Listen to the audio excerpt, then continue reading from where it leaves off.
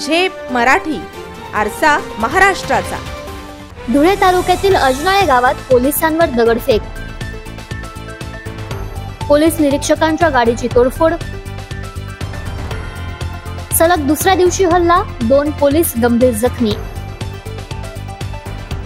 धुळे तालुक्यातील अजनाळे गावात आज 6 ऑक्टोबर रोजी दुपारी तालुका पोलीस पथकावर दगडफेक झाल्याची धक्कादायक घटना घडली आहे।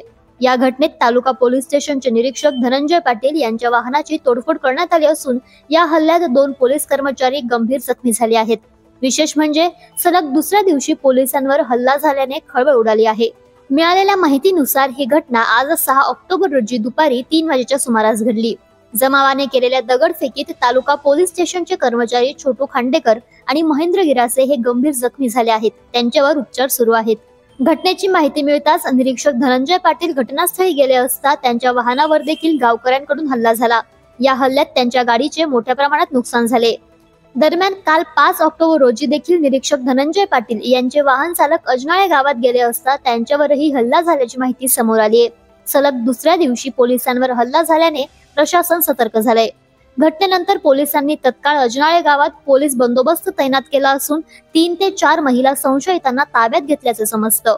दरम्यान साक्री उपविभागीय पोलीस अधिकारी घटनास्थळी दाखल झालेत। प्रतिनिधी कार्तिक सोनवणे, झेप मराठी, धुळे। अशाच वेगळ्या आणि ताज्या बातम्यांसाठी पाहत रहा झेप मराठी, आरसा महाराष्ट्राचा। संपादक प्राध्यापक अनिल चव्हाण, धुळे।